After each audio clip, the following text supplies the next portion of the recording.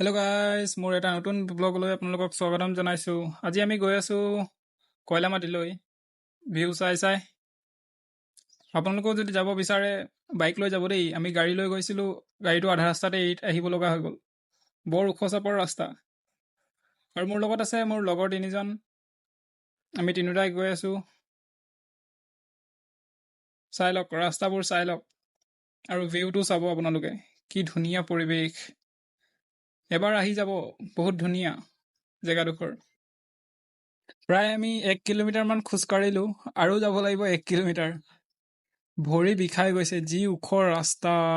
আৰু দেখিছে নহয়, চাই লওক। এবাৰ উঠিব লাগে, আকৌ নামিব লাগে।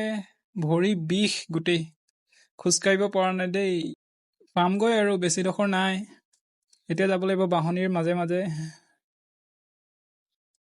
ফাইনেলি পাইছোঁ আৰু। এইবোৰ দেখিছে নহয়, কি ধুনীয়া দৃশ্য। পিকনিক প্লেচ কাৰণে ধুনীয়া জেগা আছে। খালি গ'লে দিনত যাব, গধূলি টাইমত নাযাব। আমি ভাবিছোঁ এবাৰ গৰম দিনৰ ইয়াতে থাকিম।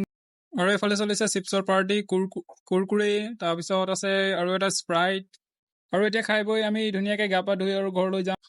ইমান দূৰলৈ ভিডিঅ' চোৱাৰ বাবে ধন্যবাদ থাকিল। আকৌ লগ পাম নতুন ভিডিঅ'ত। Bye bye guys.